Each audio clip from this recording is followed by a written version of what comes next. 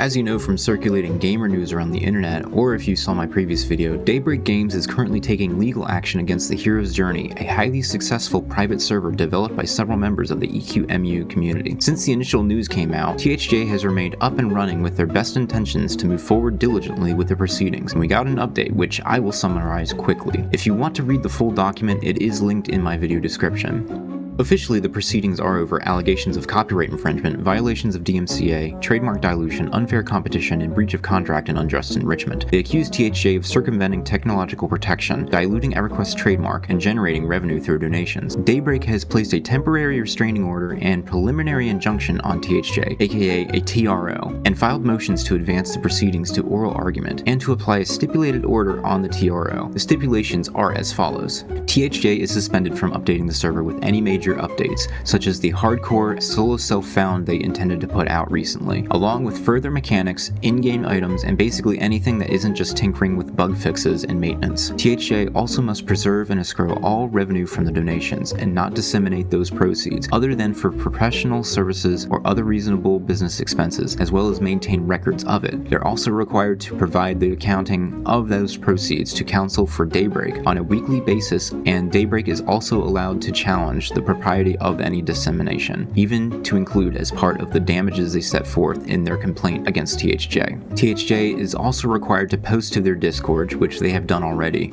essentially the legal jargon to inform their community of the ongoing litigation. THJ is also ordered to preserve evidence, which makes sense why they are not allowed to push any large updates to their server in that same breath, which includes all source code, communications between themselves and contributors, financial and transactional records and data, promotional material and marketing content, and the GitHub repositories, Discord communications, and other online content. THJ is not allowed to file any motion prior to the court hearing regarding the preliminary injunction, effectively to any challenge to the court's personal jurisdiction over them as defendants, the U.S. District Court of Southern District of California, or any other procedural challenges under Federal Rule of Civil Procedure 12. But they have the right to raise arguments before the court in their briefing or part of the hearing on the motion, or thereafter as on the grounds in which to deny the motion itself or dismissal of the complaint. Finally, the stipulation comments that THJ can continue its operation and that all THJ users shall not be prevented from continuing to access and play on the THJ server until the court's determination, provided they follow the stipulation to the T, and further comments that they are still allowed to fix bugs and maintain the server. So looking at this, it seems pretty standard. It's not currently an absolute cease and desist.